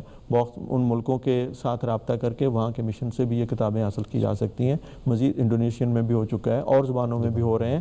اور جو اس زمانے میں پھر آپ کہہ رہے ہیں کہ دوبارہ نئے انداز میں انہی ایشوز پر اسلامی تعلیمات کا ذکر, اس کے لیے میں عرض کروں گا کہ اسی تسلسل میں اگر وہ تازہ ترین جو رہنمائی اس وقت دستیاب ہے, اور جس طرح آج کے دور میں ان معاملات کو ایڈریس کیا جا رہا ہے, اس کے لیے حضرت خلیفۃ المسیح الخامس سید اللہ تعالیٰ بن عزیز کی جو تصنیف ہے world crisis and the pathway to peace, اس کے بھی مختلف زبانوں میں اب تراجم ہو چکے ہیں, اور وہ خدا کی طرف سے اویلیبل ہیں. فرینچ میں, عربی میں, انگلش میں تو ہے ہی, اور جرمن میں, اسپینش میں, بہت ساری زبانوں میں ہیں. تو یہ ہمارے نوجوانوں کو خاص طور پر پڑھنی چاہیے, کیونکہ جب تک انہیں, جیسا کہ آپ نے کہا, ہمیں علم نہیں ہوگا کہ اسلام ان چیزوں پہ کیا کہتا ہے, بالکل اس وقت تک آپ دوسرے کو مؤثر رنگ میں بتا نہیں سکیں گے. اور اس کے لیے وہ صحیح اپروچ کس طریق پر بات کرنی چاہیے, اس کی گہرائی کو سمجھ کے, وہ ہمیں خلافت کے ذریعے سے میسر ہے. اس لیے ان کتابوں کی بہت زیادہ اہمیت. بہت شکریہ نصیر قمر صاحب, جزاک اللہ. آپ تشریف لائے, اپنے اس کتاب کو متعارف کرایا. ناظرین, ہمارے یہ والا سیگمنٹ اپنے اختتام کو پہنچا, جس علم و ادب. اگلا ہمارا سیگمنٹ جس میں ہم جا رہے ہیں اس کا نام ہے ضیاء خلافت. اور ضیاء خلافت میں ہم خلافت احمدیہ کی برکات کا جو ایک سورج کی شکل میں جو اس وقت روز روشن کی طرح آیا ہیں, اس میں سے کسی ایک کرن سے اپنی آنکھوں کو, اپنے دلوں کو منور کرنے کی کوشش کرتے ہیں. آج ہم جو ہے وہ حضرت امیر المومنین ایدہ اللہ تعالیٰ بن نصر العزیز حضرت خلیفۃ المسیح الخامس کی طرف سے حضرت رسول کریم صلی اللہ علیہ وسلم پر مستقل درود بھیجنے کی جو حضور نے تلقین فرمائی رمضان المبارک کے پہلے خطبے میں, اسے سامنے رکھتے ہوئے ہم دیکھیں گے کہ کس طرح سے جو ہے وہ حضرت امیر المومنین نے ہمیشہ سے, جب سے آپ خلافت احمدیہ کے اس عظیم منصب پر متمکن ہوئے, اس وقت سے کیسے چیلنجز تھے, کیا ہو رہا تھا, کس طرح سے آپ نے اسلام کا دفاع اور پیغمبر اسلام صلی اللہ علیہ وسلم کے خوبصورت کردار اور آپ کی ذات بابرکات کو متعارف دنیا کے لیے کرایا, اس کا ہم آج یہاں پہ دیکھیں گے. گفتگو ہوگی, اس کے بارے میں بات ہوگی. پہلے آئیں دیکھتے ہیں ایک ویڈیو پیکیج, اور اس کے بعد ہم اپنے اگلے مہمان سے بات چیت کریں گے. خلافت احمدیہ یعنی حضور صلی اللہ علیہ وسلم کی پیش گوئی کے مطابق قائم ہونے والی آخری جماعت کی قیادت, اور دنیا میں امن, آشتی اور غلبہ اسلام کی واحد امید. اپنی تاسیس سے لے کر آج تک اسلام پر اٹھنے والے ہر اعتراض کا سب سے زیادہ پرزور مگر ساتھ ہی سب سے زیادہ پرامن جواب خلافت احمدیہ نے دیا. اسلام کو پرتشدد مذہب ثابت کرنے کی کوشش میں مصروف طاقتوں نے گزشتہ دہائی میں یہ وتیرہ اپنایا کہ پیغمبر اسلام صلی اللہ علیہ وسلم کی ذات پر غلیظ حملے کیے جائیں تاکہ مسلمان اشتعال میں آئیں, اور پھر اس اشتعال کو مسلمانوں ہی کے خلاف پراپیگنڈا میں استعمال کیا جائے. یوں گزشتہ دہائی اس لحاظ سے اسلام کے لیے ایک بہت بڑا چیلنج بن کر سامنے آئی, اور اس پوری دہائی کی تاریخ بتاتی ہے کہ ہر حملے کے جواب میں امام جماعت احمدیہ عالمگیر حضرت مرزا مسرور احمد ایدہ اللہ تعالیٰ بنصر العزیز نے نہ صرف سب سے پرزور, پرشوکت اور پرحکمت جواب دیا, بلکہ اپنی جماعت کو پرامن رہتے ہوئے ان اعتراضات کے جوابات تحقیقی, علمی اور تاریخی رنگ میں دینے کی بھی حسین راہ دکھا دی. ناظرین, ضیاء خلافت, اور ہم دیکھ رہے ہیں اسلام کے اوپر ہونے والے حملے کس طرح سے انٹینسیفائی ہوتے گئے, تیز ہوتے گئے. یہ 9/11 کے بعد کے واقعات میں کس طرح سے اسلام کو لیبل کرنے کی کوشش کی گئی ایک متشدد مذہب کے طور پر, اور کس طرح وہی زمانہ جس وقت ہم دیکھتے ہیں خلافت خامسہ کے دور کا طلوع ہوتا ہے, اور ان حملوں کا جواب حضرت صاحب نے جس طرح سے اسلام کا ایک چیمپئن، اسلام کے پہلوان کے طور پہ دیا، آج ہم اس کا ایک اجمالی تذکرہ یہاں پر ہوگا۔ ہمارے ساتھ اسٹوڈیو میں تشریف رکھتے ہیں مکرم محترم ارشد احمدی صاحب، آپ سیکریٹری اشاعت ہیں جماعت احمدیہ یو کے، آپ کا لکھنے لکھانے سے بھی تعلق ہے، ان پبلیکیشنز کے ساتھ بھی آپ کا تعلق ہے، اس پہ آپ کی نظر بھی ہے اس موضوع پہ۔ ارشد احمدی صاحب، 2003 میں ہم دیکھتے ہیں کہ خلافت خامسہ کا آغاز ہوتا ہے، اور یہ وہ زمانہ ہے جس وقت کے اسلام مخالف طاقتوں نے اسلام کا ایک ایسا امیج پینٹ کر دیا ہوا تھا جو نہایت قابل نفرت تھا، اور بدقسمتی سے رسول کریم صلی اللہ علیہ وسلم کے اوپر نکی کی تصویر کشی بھی ایسی ہی کر دی گئی تھی۔ ایسے میں اسلام کے ایک واحد چیمپئن کے طور پہ حضرت خلیفۃ المسیح الخامس آتے ہیں، تشریف لاتے ہیں، اور اسلام کو اور پیغمبر اسلام کا دفاع کرتے ہیں۔ یہ کہانی کیسے، کہاں سے شروع ہوتی ہے؟ تھوڑا آغاز سے لے کے چلیں۔ جی السلام علیکم۔ یہ تو سلسلہ شروع ہو تھا جب اسلام پیدا ہوا، اس وقت تو جسمانی حملے تھے، پھر اس کے بعد جب اسلام پھیل گیا یورپ میں، پھر اشاعت کے ذریعے ویسٹرن اورینٹلسٹ آ گئے، انہوں نے غلط الزام لگانے شروع کر دیے۔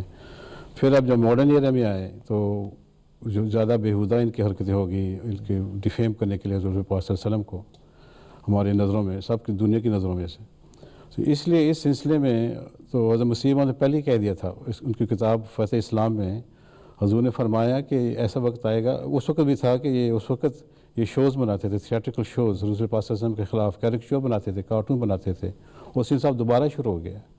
تو اس کی تو ٹریننگ ہمیں مسیح دے دی چکی تھی۔ اب خلفاء احمدیت کے انہوں نے جب بھی اچھلتی ہے یہ بات تو آگے آگے بالکل پیچھے نہیں رہتے، کیونکہ ہمارا زندگی کا مقصد یہ ہے کہ دفاع کرنی ہے رسول اللہ علیہ وسلم کی عزت کا، اسلام کا اور ہولی قرآن کا۔ تو اس سلسلے میں جب سیریز اب خلیفہ خامس کا دورہ شروع ہوا تو اس میں تقریباً ہر دوسرے سال کچھ نہ کچھ چیز اٹھتی تھی۔ گیٹ ولڈرز کا لے لو، یہ مسلمانوں کی مصومیت کا جو فلم بنائی انہوں نے، سیریز چلتی آ رہی، ہر وقت کچھ نہ کچھ۔ ارشد صاحب ایک ہی دیکھیں، اگر کرونالوجیکلی دیکھیں، جو پہلا بڑا حملہ ایک ہمیں نظر آتا ہے نا، ویسے تو ایک تسلسل میں چلتے ہی ہیں، اسلام کے اوپر حملے ہوتے رہتے ہیں، بدقسمتی سے اللہ کے فضل سے حضور اس کا جواب دیتے، دنیا کو بھی دیتے ہیں، ہمیں بھی سمجھاتے ہیں، ایز احمدیز ہم وہاں سے فیض پاتے ہیں، ہم سمجھتے ہیں۔ ڈینش اخبارات میں جو کارٹون چھپے، میرا خیال ہے وہ ایک ایسا واقعہ تھا جدید تاریخ کا جو اس نے مسلمانوں کے جذبات کو بہت دکھ پہنچایا۔ ہاں جی، اس پہ دوسروں کا ریاکشن کیا تھا، اور اس پہ حضرت صاحب کی طرف سے کیا رہنمائی ملی ہمیں؟ جی بھی اس وقت حضور کی ہدایت کے مطابق یہ ہم نے چھپوایا تھا، فریڈم آف اسپیچ اور دا ڈینش کارٹونز اسپیسیفکلی، کیونکہ اس میں حضور نے صاف ظاہر کر دیا کہ فریڈم آف اسپیچ ہے کیا، اس پہ لمیٹیشن ہوتی ہیں، اس میں جب بحث کرتے ہیں تو کنٹرول ہونا چاہیے، لمٹس ہوتی ہیں ہماری سب کی فریڈم آف اسپیچ کے بارے میں۔ تو اس سلسلے میں حضور نے سب کو ہدایت دی، جو اعتراض بھی کرتے ہیں اور ہمیں مسلمانوں کو بھی، کہ کیسے آپ نے ریئیکٹ کرنا ہے۔ ہم نے تو ریئیکٹ کرنے سے حضور پاک صلی اللہ علیہ وسلم کو تو ریئیکٹ کرتے ہیں پیار محبت سے اور ڈیسنٹ لینگویج کے ساتھ، ہم نے جواب دینے ان کے۔ اس سلسلے میں حضور نے سب کو ہدایت دی، صرف ہمیں نہیں، مسلمانوں کو بھی، غیر مسلم کو بھی، کہ کیسے رجوع ہونا چاہیے سب کا اس سلسلے میں۔ یہ بڑی خوبصورت بات آپ نے بتائی ارشد صاحب، کہ یہ بالکل حضرت مسیح علیہ السلام نے، جیسے گورنمنٹ انگریزی اور جہاد میں حضور نے فرمایا کہ پادریوں کو کہا کہ تم مسلمانوں کو اشتعال مت دلاؤ، انہیں پرووک نہ کرو۔ بالکل۔ اور جو مسلمان پرووک ہو رہے تھے ان کو کہا کہ تم لوگ بھی اس طرح کا ریاکشن نہ دکھاؤ، تو دونوں کو سمجھایا۔ اسی طرح سے حضرت خلیفۃ المسیح الخامس سید اللہ تعالیٰ بن نصر العزیز نے جب بھی کوئی موقع ایسا امت مسلمہ کے اوپر آیا جہاں پہ ان کے جذبات کا امتحان لیا گیا ہے، تو حضور نے جذبات کے امتحان لینے والوں کو بھی سمجھایا اور مسلمانوں کو بھی سمجھایا کہ اس امتحان میں سے کیسے سرخرو ہو کے گزرنا۔ اچھا ارشد صاحب ہمیں یہ بتائیں، ایک تو یہ پبلیکیشنز ہیں، یہ آن لائن بھی موجود ہیں، لوگ ایکسیس کر سکتے ہیں، انہیں جا کر ہم پڑھ سکتے ہیں۔ حضور نے فریڈم آف اسپیچ کے بارے میں دنیا کو بتایا کہ بھائی اس کا کیا جائز استعمال ہے، کیا جائز حد ہے، مسلمانوں کو بتایا کہ اگر کوئی اس جائز حد سے تجاوز کرتا ہے تو پھر آپ نے کیا کرنا ہے۔ ارشد صاحب ایک بہت خوبصورت تحریک جو حصہ کی طرف سے آئی وہ، اور خاص طور پہ in the wake of the Danish cartoons, caricatures جو اس میں تھے، کہ پیس کانفرنسز کا انعقاد ہم دیکھتے ہیں کہ عالمگیر سطح پہ جماعت احمدیہ نے شروع کیا۔ یہ کیا ہے، کیا فائدہ ہوا اس کا؟ یہ خلیفہ آباد کی تو نظر بڑی دور کی ہوتی ہے، جی، تو ان کی جو ویژن تھی اس معاملے میں کہ ہمارے دروازے کھلے جائیں، ہماری مسجدوں کے دروازے کھل جائیں اور لوگ دیکھیں، ہمارے سینٹرز میں آئیں، دیکھیں صحیح یہ اسلام کون سا، یہ اسلام ان کا ہے۔ سو جب آتے ہیں پھر مطمئن ہوتے ہیں، ہمارا قرآن شریف دیکھتے ہیں، ہماری مسجدیں دیکھتے ہیں، ہماری عبادت دیکھتے ہیں کہ صحیح طریقے سے یہ اسلام کے ہیں دفاع کرنے والے. سو حضور کے جو منشا تھی ہر ملک میں یہ پیس سیمینرز ہوئے، اور اس میں حضرت محمد صلی اللہ علیہ وسلم کی تو سیرت ہے جو خلیفہ ثانی رضی اللہ عنہ نے لکھی، بڑی خوبصورت سیرت ہے، میں تو بار بار پڑھتا ہوں اس کو. وہ ساری فری تقسیم کی. جی انگلینڈ میں ہم نے تو یہ لائف آف محمد صلی اللہ علیہ وسلم جو حضرت خلیفہ ثانی رضی اللہ عنہ نے لکھی، نبیوں کا سردار کے نام سے، یہ اس کا ترجمہ ہے. حضور نے تحریک فرمائی کہ اسے کثرت سے دوبارہ پرنٹ کیا جائے اور اسے تقسیم کیا جائے. اسے تقسیم کیا گیا، کیسے کیا گیا، کیا رہا اس کا رسپانس کیسا ہے؟ سب جو تنظیمیں ہیں ہماری ماشاءاللہ انصاروں نے اس میں کافی لیڈ لی ہے. انہوں نے آلریڈی 50,000 بانٹ چکے ہیں اور ان کا پلان ہے. یہ تو یہاں یو کے میں باقی ساری دنیا میں ہر جگہ میں ترجمہ ہیں ان کے، دوسری زبانوں میں بھی ترجمہ ہیں ان کے. اور اس کا اثر اتنا ہوا ہے کہ لوگ پڑھ کے کہتے ہیں یہ تو ہمیں پتہ ہی نہیں تھا اسلام کا اور حضور پاک صلی اللہ علیہ وسلم کی سیرت کے بارے میں. تو اس کی وجہ سے بہت ہی فائدہ ہوا. ہم ٹھیک ہے وہ لوگ اعتراض کرتے ہیں، لیکن اب وہ بھی پیدا ہو رہے ہیں انہوں کے ملکوں میں سے ہی جو اب ہمارے حق میں بولتے ہیں. حضور نے پچھلے چند خطبات میں ذکر کیا کہ ایک امریکن تھا جو اپنے پروگرام میں اسلام کے خلاف بڑے پروپیگنڈا کر رہا تھا. ہمارے نوجوانوں نے اس پہ جواب دیا، انہیں ویب سائٹ پہ گئے اور انہوں نے پھر دعوت دی ان کو کہ ان کی بھی صحیح فطرت ان کی اچھی نیک تھی ان کی امریکن کی. اسے بلایا، اس سے پھر معذرت کی کہ میں نے جو خیال کیا غلط خیال تھا، کیونکہ ہمارے لوگوں نے جیسے بیان کیا صحیح اسلام، اس کی وجہ سے یہ ہمیں فائدہ ہو رہا ہے. یہ حضور کی منشا تھی جو ہر ملک میں انشاءاللہ ہو رہی ہے اور ہو رہا ہے، اور یہ تقسیم کی جا رہی ہے. لوگوں کو رسول کریم صلی اللہ علیہ وسلم کی سیرت سے متعارف کرانے کا ہر ممکن ذریعہ حضرت امیر المومنین نے اللہ تعالیٰ بنصرت میں تلقین فرمائی ہے، اسے اپنایا جائے. ابھی ہم جن ڈینش کارٹونز کی بات کر رہے تھے جو رسول کریم صلی اللہ علیہ وسلم کی گستاخی میں شائع کیے گئے، اس پہ حضور انور کے خطبات جو ہیں وہ شائع شدہ ہیں، جن پہ اسوہ رسول اور خاکوں کی حقیقت کے نام سے یہ شائع شدہ ہیں. انگریزی میں بھی ترجمہ ہے the blessed model of the holy profit صلی اللہ علیہ وسلم اینڈ دا کیریکیچرز. ہاں جی، یہ علیہ السلام پہ موجود ہے. انہیں پڑھنا، یہ ٹیکسٹ بک کے طور پہ اسے پڑھیں. اسے اگر ہم پڑھ لیں اگر ایک دفعہ تو کالج میں، یونیورسٹی میں، کام پہ، جہاں کہیں پہ رسول کریم صلی اللہ علیہ وسلم کی ذات پہ کوئی حملہ ہوتا ہے، ان حملوں کا جواب حضرت امیر المومنین کا بیان فرمودہ اس کتاب کے اندر موجود ہے. اردو انگریزی دونوں میں ہے. اس سے ضرور استفادہ کرنا چاہیے.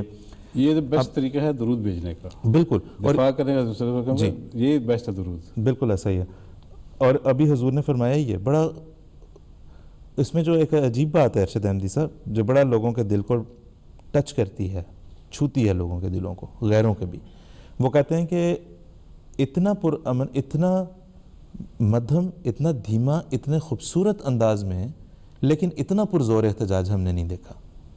نبی کریم سے پہ حملہ ہوتا ہے، سب سے پرزور احتجاج حضرت امیر المومنین کا ہوتا ہے، لیکن سب سے پرامن بھی ہوتا ہے. یہ ہمارا دعویٰ ہے، ہمیں اس کے اوپر فخر ہے، اور ہمیں فخر یہ ہے کہ آپ اس طرح کی اور کوئی مثال پیش نہیں کر سکتے.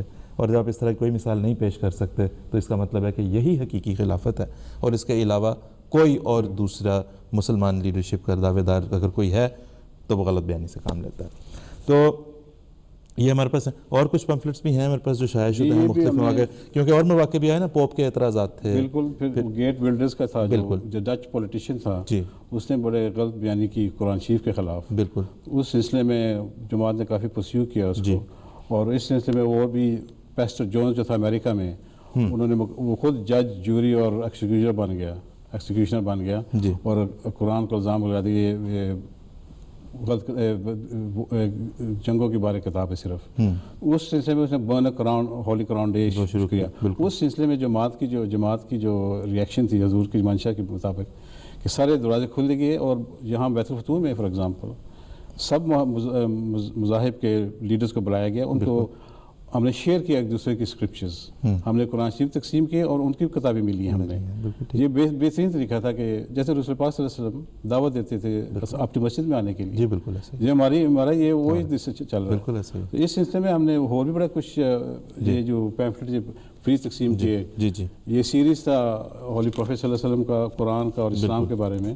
یہ بھی لاکھوں کی تعداد میں تقسیم ہو چکے ہیں انگلینڈ میں. اور یہ جو تھا حضور کا 21 سپٹمبر 2012 کا صحیح پیار رسول پاک صلی اللہ علیہ وسلم کے لیے، true love for the holy prophet, یہ بہت اچھے لیول پہ یہ تقسیم کیا گیا اور بہت لوگوں کو اثر ہوا اس کا. حضور نے بہت بیوٹیفلی اس کے بتایا کہ غلط اطلاع وہ خوبصورت جو سیرت رسول اللہ صلی اللہ علیہ وسلم کی اس کو ہائی لائٹ کیا. بالکل. بہت شکریہ حسین صاحب تشریف لائے. آج اس موضوع کے اوپر اہم موضوع کے اوپر ہم نے بات کی ہے.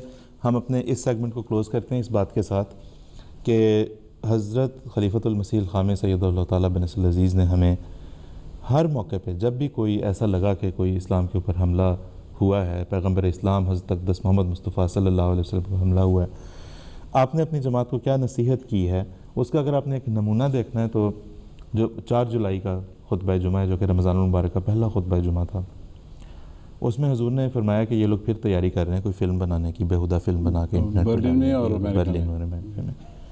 تو یہ نہیں کہا کہ ڈنڈے اور بیلچے پکڑو اور نکل جاؤ بازاروں میں اور ایسی کی تیسی کر دو جا کے ان کی.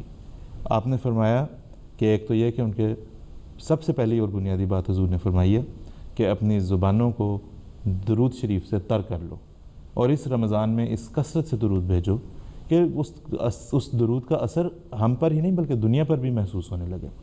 اس سے پیاری, اس سے خوبصورت رہنمائی, اس سے پیاری تعلیم کہاں ملے گی؟ چراغ لے کے ڈھونڈیں گے تو کہیں نہیں ملے گی. ارشد احمدی صاحب بہت شکریہ, آپ تشریف لائے اور آج اس موضوع پہ آپ نے ہمارے ساتھ گفتگو کی. ناظرین ہمارے پروگرام کا وقت اب ختم ہو چکا ہے بلکہ تقریباً اگلے پروگرام میں ہم انشاءاللہ تعالی حاضر ہوں گے. آج کی بات میں جو ہے وہ ہم سوشل میڈیا پہ ہی بات کو جاری رکھیں گے. آپ کے تاثرات ہم سننا چاہتے ہیں. آپ نے ٹیلی فون نمبرز آج بھی ریکارڈ کروا سکتے ہیں. ٹویٹس ہفتے بھر کے دوران, میسیجز ہفتے بھر کے دوران, ای میل ہفتے بھر کے دوران بھیجیں. پروگرام کو کلوز کرنے سے پہلے کچھ آج کی بات کے سلسلے میں جو ہمارے پاس کچھ ٹویٹس آئی ہیں, بہت زیادہ میں اس وقت شاید انہیں مکمل تو نہ پڑھ سکوں. بشرا نعیم صاحبہ نے SMS کیا ناٹنگھم سے, کہتی ہیں کہ بچے کوئی سوال والدین سے پوچھنے کی بجائے گوگل کر لیتے ہیں تو میڈیا آپس کے رشتے کو ویک کر رہا ہے, کمزور کر رہا ہے. بات آپ کی بالکل درست ہے لیکن کیا کریں کہ فوائد اس کی اپنی جگہ پہ ہیں. لیکن آپ کی بات درست ہے کہ یس وہ جو والدین کا اور بچوں کا باہمی رشتہ ہے اسے برقرار رہنے کی ضرورت ہے. لیکن جو انفارمیشن ہائی وے جس طرح کہتے ہیں انٹرنیٹ کو, بہرحال اس کا راستہ بند نہیں کیا جا سکتا. ایک نعمت اس لحاظ سے ہے کہ معلومات دیتی ہے بچوں کو, لیکن ہاں جی والدین کو اور بچوں کو آپس میں زیادہ کمیونیکیٹ کرنے کی ضرورت ہے. پھر جو ہے وہ ندیم الرحمان صاحب نے لکھا ہے کہ the amount of time waste in social media is enormous. بالکل درست, بہت زیادہ وقت جو ہے وہ بچے بھی اور بڑے بھی, جناب بچوں کا کیوں ہم الزام دیتے رہیں, ہمیں اپنی نسل کو اس میں شامل کر کے بات کرنی ہوگی. ہم بہت زیادہ وقت سوشل میڈیا کے اوپر ضائع کرتے ہیں, ہمیں مان لینا چاہیے تاکہ اس کی جو ہے وہ اصلاح کی صورت بھی کوئی نکل سکے. اور سائبر بلنگ کی بات بھی ندیم الرحمان صاحب نے کی ہے. بہت اہم بات ندیم الرحمان صاحب نے کی ہے, وہ کہتے ہیں کہ اسکولز جو ہیں وہ ہمیشہ سیکیور سسٹمز یوز کرتے ہیں to try to educate children about the dangers. Who educates parents? والدین کو کون ٹرین کرتا ہے, ایجوکیٹ کرتا ہے اس چیز میں کہ بچوں کو کیا بتایا جائے, کیسے بتایا جائے. لہٰذا والدین کے لیے بھی یہ تھوڑا سا آنکھیں کھولنے کا مقام ہے, وقت ہے. اویئرنیس ریز کریں, معلومات حاصل کریں. آپ کا بچہ ٹیلی ویژن پہ کیا دیکھ رہا ہے, انٹرنیٹ پہ کیا دیکھ رہا ہے, یہ آپ کے علم میں ہونا چاہیے. ہم یہ نہیں کہتے کہ بچوں پہ اعتماد نہ کریں, بچوں پہ اعتماد کرنا ضروری ہے, لیکن یہ معلوم ہونا بھی ضروری ہے. عامر سعید صاحب نے لکھا کہ جی آج جو ہے پلے گراؤنڈ جو ہیں وہ ویران ہو چکے ہیں اور اس کی وجہ سوشل میڈیا کو قرار دیا ہے. آپ سے ہمیں متفق ہونا پڑے گا عامر سعید صاحب, بڑے بدقسمتی کی بات ہے لیکن ایسا ہی ہے. اور پھر فیاض احمد صاحب کہتے ہیں کہ the excess use of social media ہے. لیکن ہیونگ سیڈ دیٹ, میں یہ ضرور کہوں گا, میں نے اپنی جو ہم نوجوان نسل, ہمارے ارد گرد جو نوجوان ہیں, میں نے دیکھا ان کے اندر پلے گراؤنڈ کا, جم کا جذبہ نئے سرے سے بہرحال دوبارہ آ رہا ہے. انہوں نے محسوس کر لیا اس بات کو کہ ہم کن چکروں میں پڑے ہوئے ہیں اور ایک نیا جذبہ نظر آتا ہے, اسے پروموٹ کرنے کی ضرورت ہے. ہمارے ارد گرد بہت سے ایسے لوگ ہیں جنہیں ذاتی طور پہ ہم جانتے ہیں, میں جانتا ہوں, جس میں بتا رہا ہوں اس وقت, انہوں نے کہا کہ نہیں ہم اب جو ہے ہم نے ایکسرسائز باقاعدگی سے کیا کرنی, جم جانا ہے, پلے گراؤنڈز میں جانا ہے, کھیلنا ہے. اس لیے وہ جذبہ کہیں ہے, میرا خیال ہے اسے صحیح طریقے سے پروموٹ کرنے کی ضرورت ہے. اسی طرح سے رانا مجاہد صاحب آپ نے بھی ٹویٹ بھیجی ہے. ڈاکٹر مبشرہ صاحبہ نے بہت اچھی بات لکھی ہے اور وہ کہتی ہیں کہ ہر چیز کا مثبت اور منفی پہلو دونوں ہوتے ہیں. سوشل میڈیا آج کے دور کی ضرورت ہے, لیکن ضرورت کو عادت نہیں بنانا چاہیے. ڈاکٹر مبشرہ صاحبہ کے اس کامنٹ کے اوپر ہم آج کے پروگرام کو ختم کرتے ہیں. ناظرین اگلے پروگرام کے ساتھ انشاءاللہ تعالی اتوار کے روز آپ کی خدمت میں حاضر ہوں گے 10 بجے GMT کے مطابق. بہت شکریہ. السلام علیکم ورحمۃ اللہ وبرکاتہ. بساط دنیا الٹ رہی ہے, حسین اور پائیدار نقشے جہان نو کے ابھر رہے ہیں, بدل رہا ہے نظام کہنا.